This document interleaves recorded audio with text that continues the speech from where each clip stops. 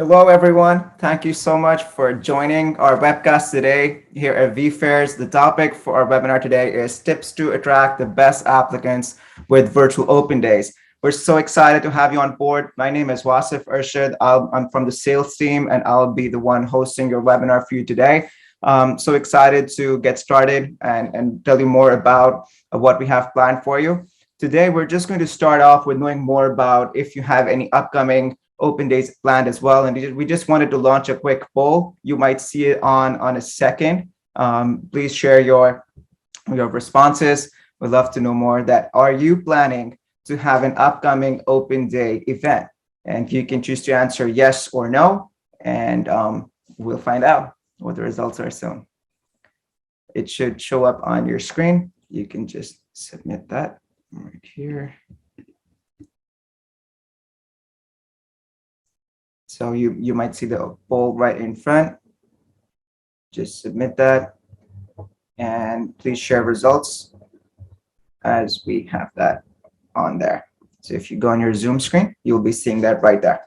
Okay, so the results are in and you are seeing the results here. We do have some people that are looking to do an upcoming open day event.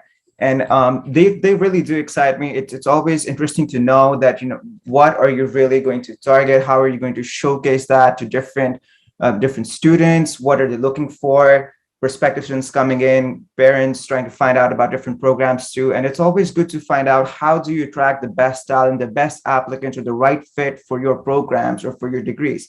And with that, we've always seen a lot of in-person on campus events as well, but virtually it does change that dynamic. And in this case, what we've seen is that the reach that you have as you reach out to candidates globally, as well as with different universities and colleges offering different programs or funding or maybe online programs and degrees too. A lot has changed in the past 2 years pre-pandemic as well.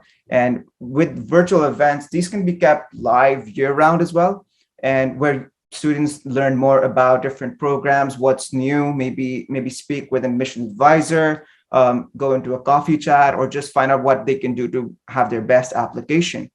But as we do discuss that, all virtual events aren't really the same. It takes a lot of time. It takes a lot of effort to find out how to best market your programs or captivate or attract that correct student profile that you're looking to bring to your university, and to make sure that they're the best fit for the university and for the students' goals as well. And just for that, I think we need to know more and find out from our experts that we have on. We have a great panel today that'll be sharing with details at how they do it and what's next for them. And I'd really like to warmly welcome our guest panelists today to practice code for tips and tricks on conducting top-notch open days. So our first panelist joining us today is Courtney Revard. She's a special events coordinator at Cambrian College in Ontario, in Canada. Hi, Courtney. How are you? Hi, thank you so much for having me. I'm so excited to be here. Thank you. No, we're excited to have you on. And then we also have Luke Simone. He's an outgoing executive director, admissions at Appleby College. Hi, Luke. Thanks for coming. My pleasure. Thanks for having me. It's really glad to have you both on board. And we'd love to get started right away and get the ball rolling to see that, what we have to find out more about questions today as well. So the first point, I think, Courtney, I'd love to know more is that when you do think about conducting an open day, what is your key objective that you do have in mind for launching these virtually? That's a really great question. We certainly have different types of objectives. Certainly our number one is we want to provide as much information as possible to potential students.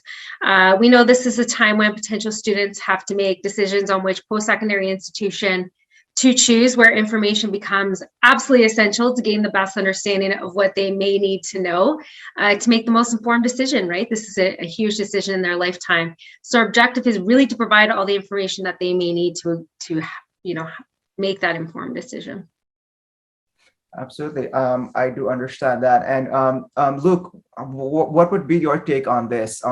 What's your key objective when you do look to start virtual open day? 2 years in, and I'm still forgetting to unmute. Our objectives with our virtual open days varied. So it really depended on largely on the time of year. So I'd say the majority of our objectives, or the majority of our events, had the objective of developing initial interest and providing information to people who are kind of at the top end of the funnel. Yeah. But we subsequently also used vFairs for open days for conversion tactics as well, to invite those that perhaps had been admitted to join on it in a bit of a different format to help them to sort of feel part of the community. I'll also say that we've used it we used vFairs also for onboarding of registered students in springtime events as well. And I think that's a great point. I'd like to just jump on that, and Courtney ask you this too. So based on registrations or the reach that you have to prospective students, do you largely target students within Canada, or are you also looking to target prospective students across the world, or which regions do you target more? That's a really great question. So being able to host our open house virtually has certainly expanded our reach to prospective students across the globe, as we now do not have any geographical limitations and certainly have the ability to speak to potential students from all over. In the past, we've had in-person open houses. There's often geographical limitations by, how far people can travel. Certainly when we're virtual, we do not have that issue, which is amazing, because then we can speak to people from all over the world. For example, this virtual spring open house, we had participants from over 43 countries participate in a Zoom session, and we had 65 countries participate in our platform overall. So within our Zoom sessions, that was a 70% increase from year over year. And in the platform itself, that was a 30% increase year over year for the amount of countries and the amount of people we've been able to reach. So it's been absolutely amazing being able to speak to everyone. So it's been great. I think that's great to find out that, with typically when you're in person or on campus, you can reach around people that are close to you. And I think with COVID-19, the good thing that came out of it was that we started to think outside of literally boundaries. And, accordingly, we were able to reach out to different regions, different countries, different cultures, and just, attract all of them and see that, that they can see our campus, or, having that campus built out, maybe speaking with someone. So it really does help in that way. And Luke, I just wanted to ask you as well that, which regions would you be targeting, or would you have for prospective students? Would it also be across the world, or would you prefer a more local approach? Yeah. Similar to Courtney. So we would be looking at about 70% of our students coming from within the local area. But then the other 30%, we have students from a bit over 50 countries currently. So we have to make sure that's represented in our online campaigns as well. And as Courtney mentioned, it was certainly a game changer in terms of particularly through the first couple of years of the pandemic, when we were largely grounded, being able to reach markets that would have otherwise been really difficult to do. I can completely understand that. And I think we have two different approaches. Like one, we'd have a local approach, how you approach that, and then a more global approach as well, just to attract the best candidates, and which would bring us more to promoting the event and identifying the target audience, finding out that let's say that we are, or I am a prospective student. So, and Courtney, this one's for you. What do you think would attract a prospective student to attend an open day online? Just in your opinion. I think there's various things that can attract potential prospective students. So, for us, we think that anybody who wants to attend an open house is really to, again, gain as much knowledge as they possibly can about a potential program or programs that they may be interested in. We do a lot of promotion that we have faculty, staff, and students who are there to have conversations. We have many different types of live sessions. We have booths with informations. We have handouts and documents and videos and pretty much everything that we can do to provide as much information as possible. So we have a wide range of promotion in that aspect. As we know, choosing a post-secondary institution and a program is exciting, but it's also nerve-wracking decision. There's a lot of questions to which we aim to be able to provide all the answers and to make that informed decision. And with the ability to be on vFairs and to have all of the components that we've been able to have, I think that we've been able to promote that quite well. I completely understand that you'd have different content, different materials, having different program information as well. Luke, how would you go about from a student's point of view, that why would a student want to attend an open day? What would your thoughts be on that? Why they would want to. Again, it's somewhat dependent on the ultimate strategy of that particular open day. But if we're talking about what they tend to be used for mostly in terms of developing interest, I think Courtney hit the nail on the head in stressing the importance of including current students, faculty members, staff. From our case, we're a day and boarding high school, so we really wanted to leverage our current parent body, as well as loop in some alumni as well. So it gives them an opportunity to connect with people who have similar experiences, where, again, when we're in a world of jumping on planes and going to recruitment fairs and meeting kids in the hotels and things like that, it's great, but it's essentially opening up just one conversation with somebody from an admissions office, rather than somebody who has the same background or somebody who has chosen to go to a boarding school for a similar reason. So it opens up the opportunity for more depth in conversation. Absolutely. No, it does. And definitely having alumni or having word of mouth, I think, on campus or just hearing it from someone who's already, been through that process really helps. And Luke, just to follow up for you on that, how important do you think that, word of mouth is important, or like as you speak with alumni, that also is a way of just, marketing or attracting applicants as well, that they can speak with an alumni database that's already been through the process and maybe is in a higher position now. So just wanted to ask about more how you want to attract candidates as well on that point. Yeah, word of mouth is huge for us, and I'll say, so prior to being at Appleby, I worked in the undergraduate admissions sector and a graduate admissions sector, and without comparison, for us, word of mouth is really key for the demographics that we're looking to attract. And so that did certainly play a large role in our marketing of our open days and various campaigns, in making sure that we're connecting with alumni, that we're connecting with current students, that we're connecting with current and previous parents, to make sure that their networks are also being made aware of what we're doing. Absolutely.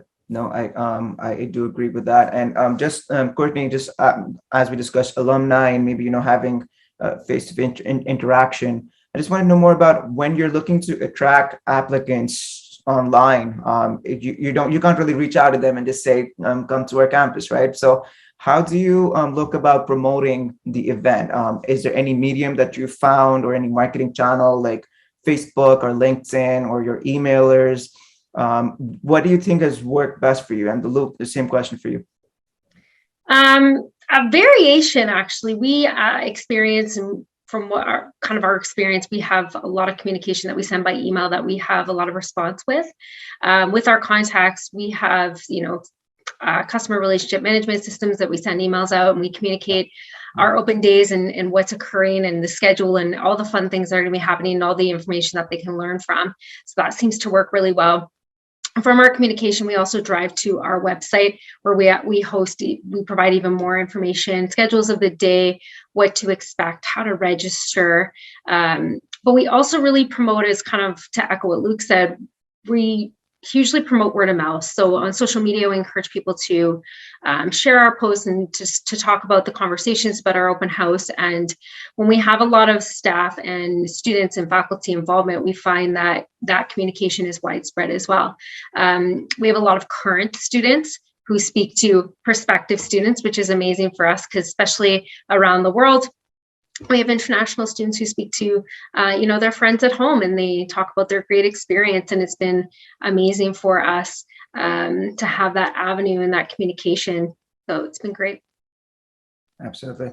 And Luke, I just wanted to get your thoughts on this as well. Which mediums you think would be more preferred for you when you're promoting the event, or anything that you found that is currently has, proven to give more success than other Sure. Yeah, I think to a certain degree it's market dependent. Of course, we would really push through our existing database of inquiries because we know that there's already a bit of a buy-in from the fact that they provided their information previously. Certainly advertise the event on our website and on our main page to drive students to register for vFairs.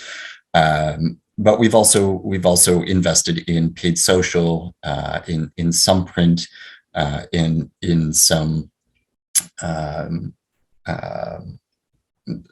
sort of advertising within local organizations, largely internationally. But our approach has tended to be somewhat regional in terms of what medium we plan on using. Yeah, absolutely. No, I've seen branding for a lot of colleges, even for Appleby as well. Like at different on campus or at different locations as well. Just maybe even at a subway. Just seeing those branding options. So yeah, those are there too. Courtney, just wanted to deep dive into this one more as well. We have different tools. For instance, you mentioned the website as well. I wanted to ask about LinkedIn or the power of using Instagram, or students nowadays are on these platforms. So do you think there's any benefit to using these platforms, or Google Ads or SEO? I saw a question there from someone about paid advertising campaigns. So just wanted to ask more about that too. Luke, yes, that's a great question. Our social media is certainly huge for us. We have social media ambassadors who are current students who do a lot of cross content for us and a lot of guest spotlighting. So they post a lot about our open houses, and we always have social media takeovers, and we have current students that talk to other students about their experience at Cambrian and promote our open houses. So that's been really successful for us. We are on Instagram, Facebook, and TikTok are probably our most popular, and LinkedIn, of course. LinkedIn is certainly essential to reach different avenues and kind of a business platform. But we do find social media when we're reaching those potential students is where they are, right? That's where a lot of our current students are navigating. So being able to post on social media is excellent. We do a lot of SEO as well.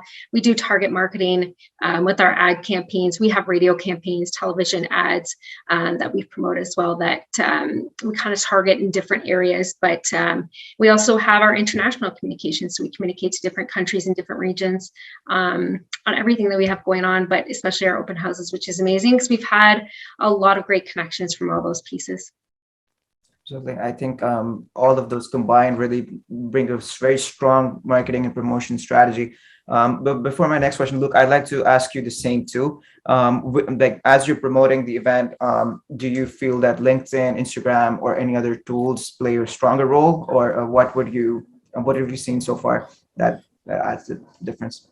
Yeah, I think there's going to be some regional differences in success of different social media outlets.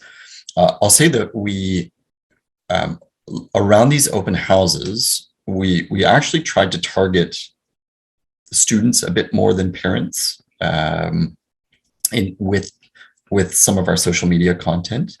And so we went a little heavier on things like Instagram than, for example, LinkedIn, which seems to have served us quite well. Yeah. Absolutely. Yeah, I think that's a perfect option as well to, find out that like the students have to choose what they want to do as well, right? And parents can, of course, weigh in on that as well with the students, but it's just good for them to take the initiative, go on those websites and find out more about what they can, and what they can do for their future as well. So Courtney, just wanted to ask you more about, as we go towards preparing for these events or promoting these events, both of you have mentioned very strong, options and methods that you're using, but just for the audience here, how long do you think that they should take to start advertising? So let's say, does it 2 months in, 3 months in, 10 days? What would be a best practice that you think would be a suggestion for them? Typically, our practice is we begin promoting 2 to 3 months in advance. We believe that we start promoting too early, that attendees tend to forget. We also want to be the forefront in the mind of, once you sign up and register, that will continue to follow with communications and social media to, as friendly reminders. We send emails as reminders and just kind of continue to be in the mind of our event is approaching. So we tend to open a registration about a month in advance. Again, if we find we open it too early, then we'll kind of have that disconnect. Typically in the world that we're in, a lot of our registrations end up being typically in the last 2 weeks, especially the last week where, we have people finalizing their plans for that time and they're really committed to it. So we're really excited to be able to have that type of reach. We want to be a forefront in their minds when it comes to thinking of virtual events. And there's so many virtual components these days that we want to be the one that they remember. So our promotion of, that time frame seems to work really well. Absolutely. And Luke, what would your thoughts be on that? Yeah. I think I'd echo most of what you say. A lot of our advanced planning really had to do with certain paid mediums. So things like major newspapers or radio, you really sort of have to start that planning well in advance. But we generally wouldn't open up registration any more than a month prior to an event. And certainly our experience was exactly the same as Courtney's. It's you sort of get a bit of a trickle of registrants at that 1 month mark when things open up. But the reality is that I think particularly with online events, there does tend to be a bit more of a predisposition for people to kind of register a bit closer to the time. So we really start to see registrations start ramping up that last week prior to an event. Absolutely.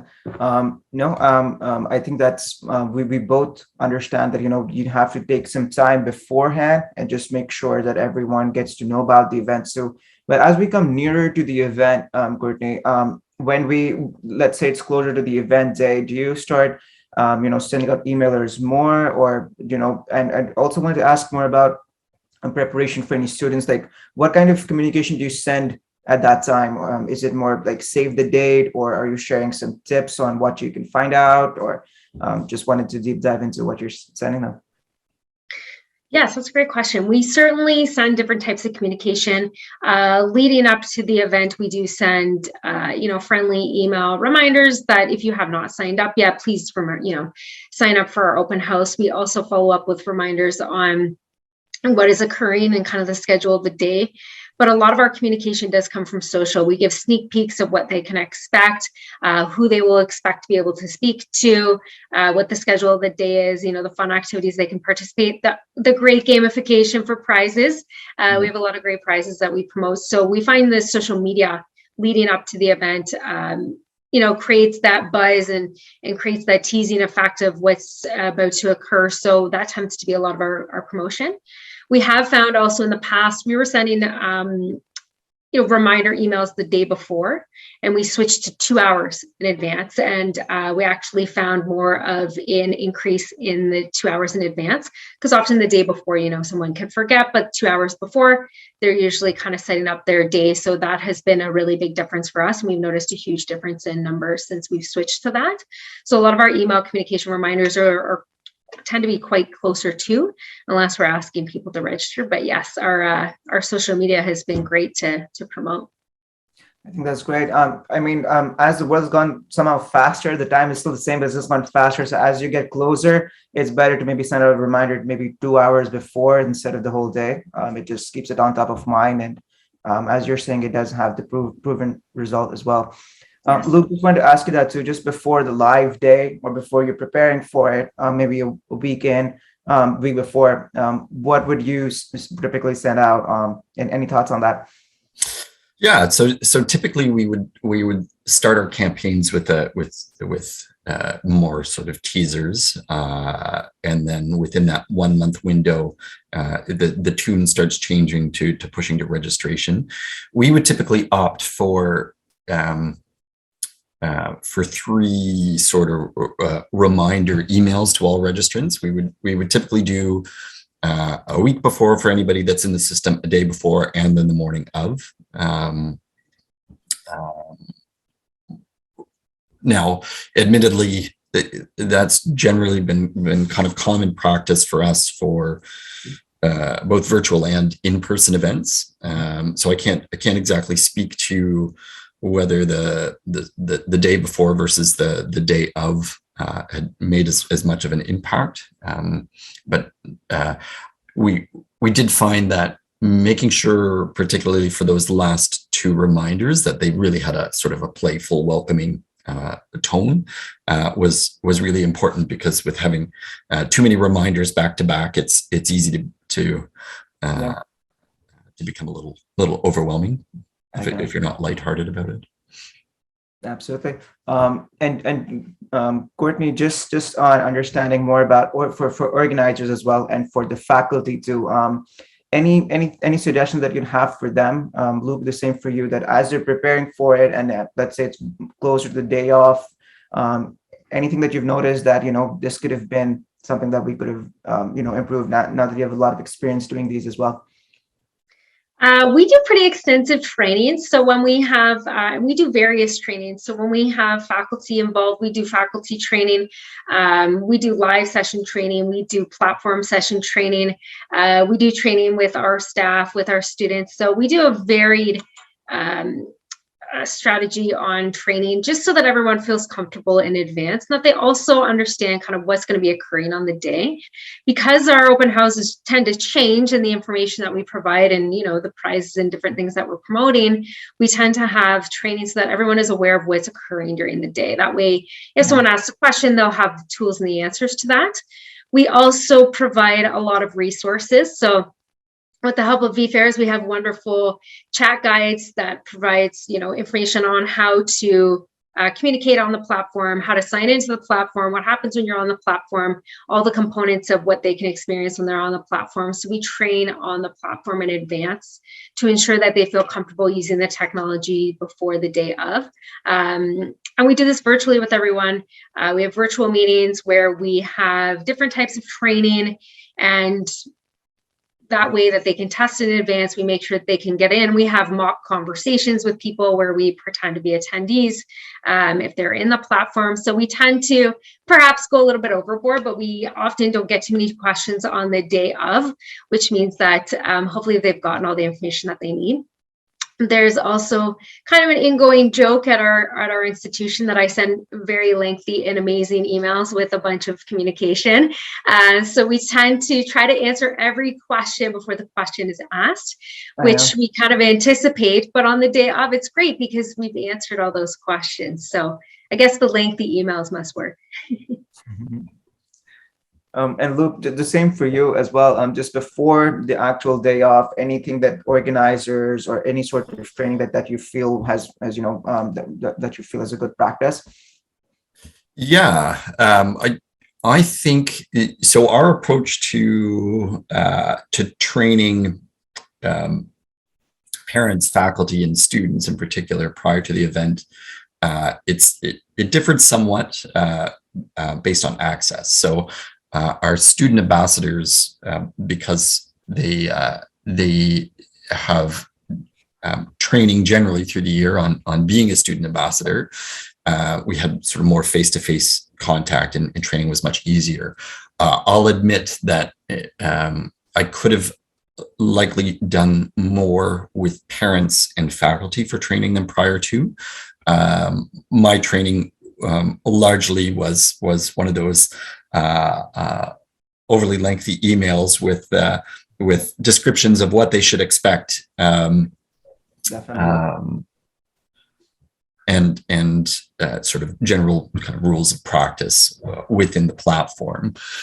I think probably the most useful piece of advice, aside from do a better job than I did in training, was after the first one, because of the age of the students, it sometimes wasn't the easiest to have them voluntarily engage when they're in a booth. So one of those elements that we started training any Appleby representatives to do was to be able to try to make the engagement themselves. So making sure that they're proactively messaging visitors to your booth, trying to engage them with questions and trying to create those conversations. Now, we also, I think, differ a little bit in that our training isn't necessarily meant to have anybody, students, faculty, staff, parents.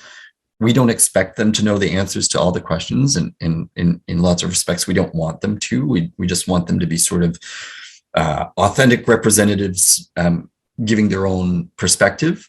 But the nice thing about a platform like this is that if a question was asked in whatever booth and a parent didn't know, then they could give me a virtual shoulder tap, and I could kind of pop over and help with questions if they're very specific.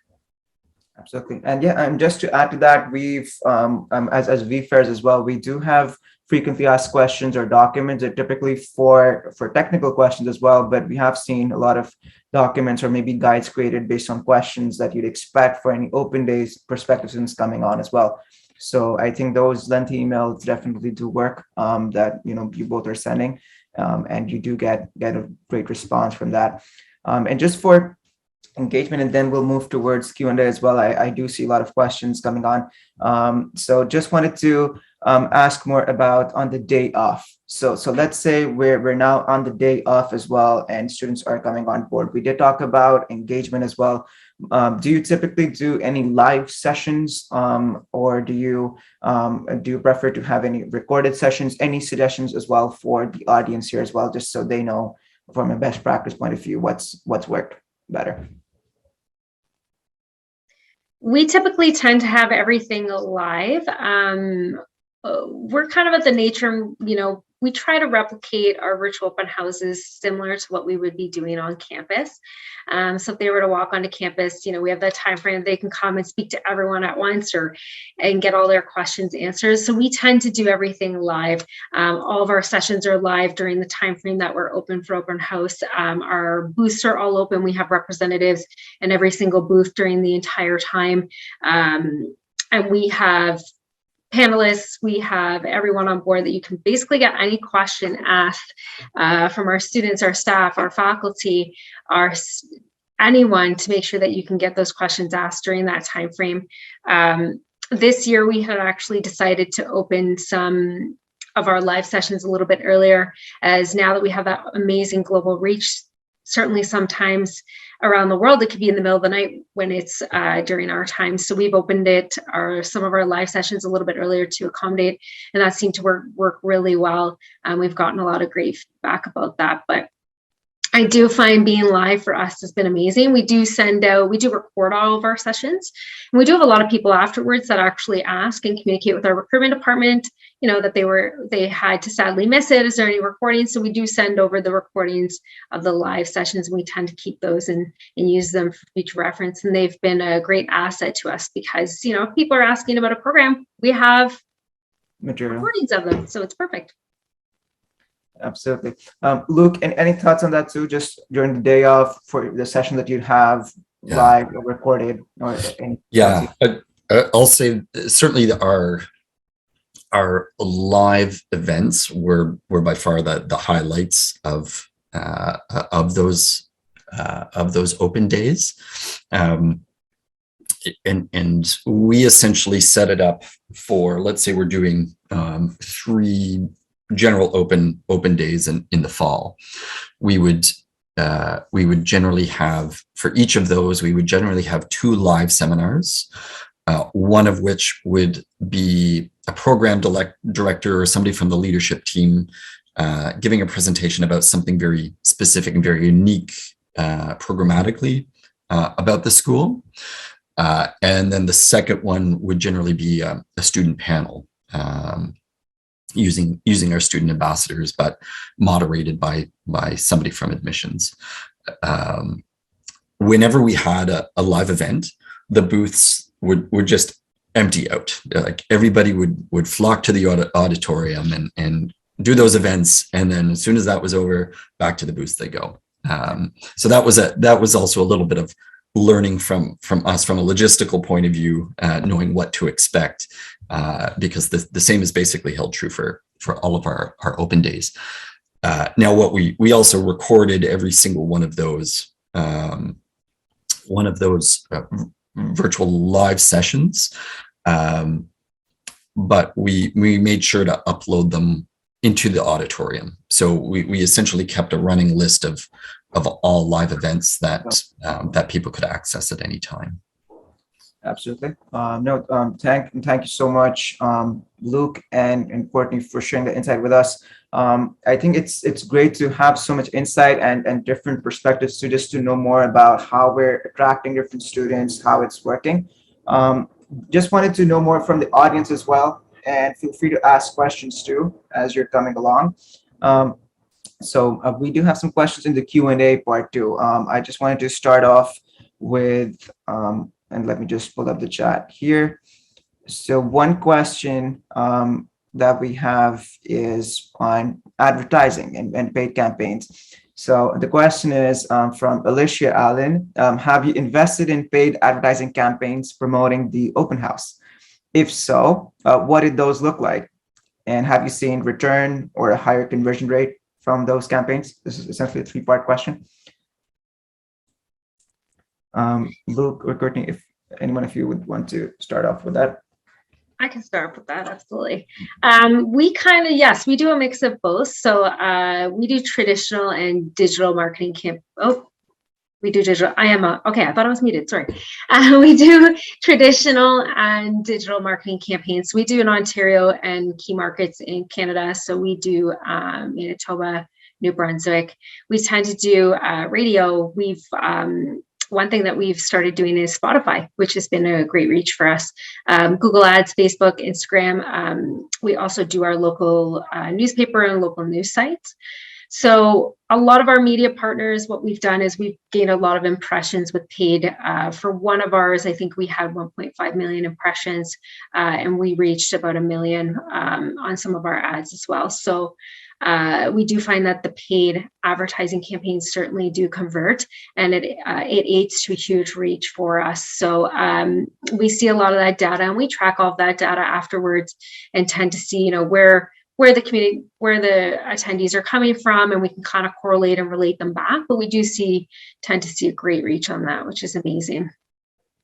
Absolutely. No, I think having different platforms and constantly innovating, I think it's just something as a key takeaway for all the audience here too. Just keep moving where your audience is, and update your content based on the age, based on where they are. Update your content. Just be out there and be in front of them. So that's just something that I'm hearing, and I think all of us are hearing as a whole too. Luke, just for you, I know you mentioned radio as well as other promotion students. There was a question here from Azal, and I hope I'm saying your name right. That you mentioned you're still using traditional methods, and they're asking the same thing. That does print work better, or radio and TV, or do you feel online get you better results? I think that's dependent on the institution. It's dependent on the sector. It's dependent on the demographic you're trying to reach. I think so. For us more locally, we used some traditional marketing.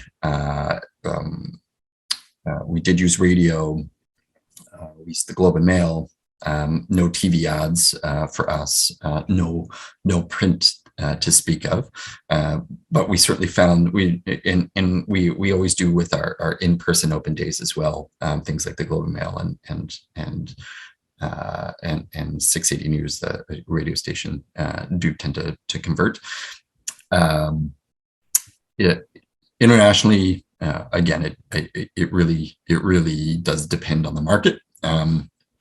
And what mediums you're using there, and how much you're willing to put into it. I think for us, because word of mouth is such an important piece, and in many of the markets that we're attracting from are really quite small markets.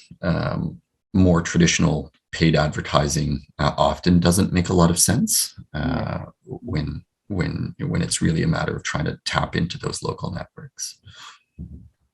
I agree with you. I think it was just based on where your audience is, and then you essentially choose which mediums you want to target for them, and essentially the time as well, how much time you have to actually send that message across. Speaking of sending the message across, Courtney, just on that point, there's a question on using SMS. Do you still use that, or is it more on WhatsApp, or do you have any sort of WhatsApp groups, or do you use those methods still? That's a really great question. A few years ago, we actually implemented a texting platform. So we do text, and it's actually our recruiters who are on the other end of the phone. It's not automated. It's actually people. So we have sent in the last few years just over 30,000 texts, and we get a huge response. We've only had about 8 people unsubscribe, which is huge. So we've gotten a really great response on that. There's not a whole lot of data right now on post-secondary institutions using text, as not everyone does it, but we've noticed that there's a huge advantage. We often we'll communicate with people, send a message out, don't forget we have this happening. We send it to applicants, reminding them to pay their deposit or accept their offer. We kind of advertise our open houses as well. And we get a lot of responses. People actually respond. And it's really cool because then they actually have our communication, and we see months later someone messaging us on the same type and, hey, you had communicated with me at one point. I then proceed to ask questions. So it's great that we have that ability to be in the hands of people, because everyone is on their phone, and that's really how people want to be communicated to. So we find a really great success with that. So yes, we love it, and we hope to continue to do it. Thank you for answering that. Luke, do you want to add anything to that? Any thoughts? No, we're in the dark ages when it comes to SMS. We're still using carrier pigeons for our local demographic instead. No, we've often talked about using SMS or setting up WhatsApp groups, but it's not an area that we've implemented yet. No, that makes sense. No, and just more on in person as well, or just having any sort of incentives for students or prospective parents coming on. I was just taking a look at some of our virtual events too, and we saw that we saw maybe some colleges had a gift shop where you could maybe buy a jersey or some shirts, or maybe get a free mug or some sort of incentives. Have you tried any of those during your events, or do you feel that works, like using any sort of gamification? Luke, if you could go for that first, and Courtney. Sure. So we, as an institution, we didn't go with any of the gamification, no gifts. we're very straight-laced about everything. With that being said, we also use vFairs. So there's a collection of independent schools in Canada called CASE, and we've used vFairs as a platform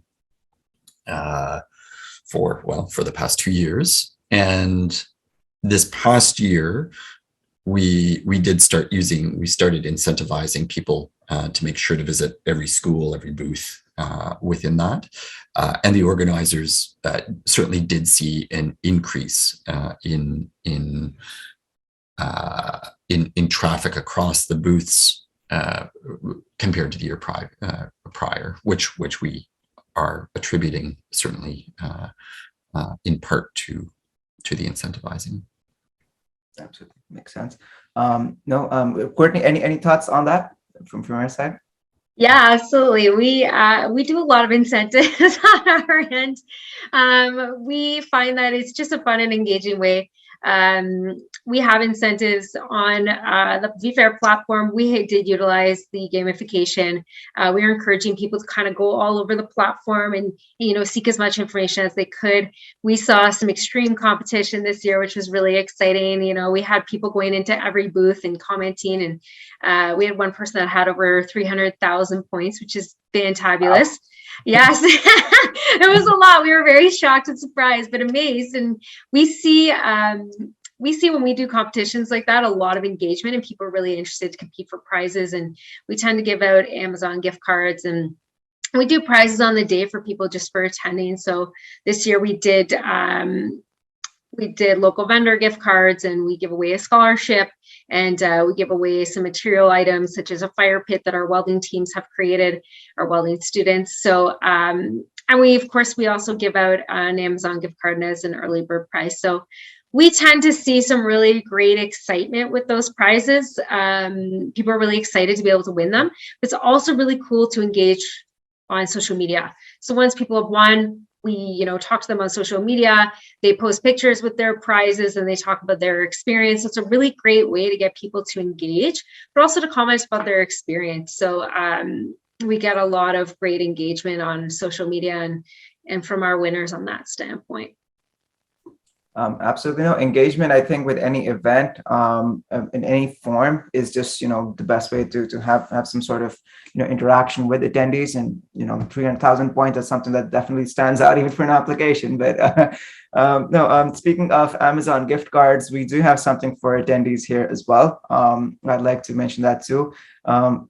But I'd like to thank Luke and Courtney for taking the time out today and for giving us a wealth of information with some great strategies and taking the time to let everyone know how you've been doing it. It's been an amazing hour to find out more, and I think we've all learned a lot today.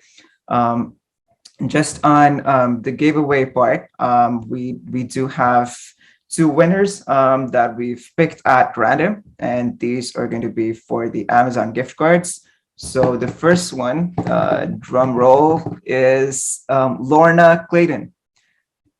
Congratulations, Lorna. You just won yourself a $50 Amazon gift card, and thank you for coming to the webinar.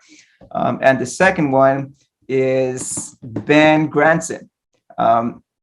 Congratulations, Ben. Thank you for jumping on too. We're happy to have you on here, and our team will be contacting you shortly for your gift card. If I could have the slides back on, just wanted to share an announcement as well, just before everyone goes.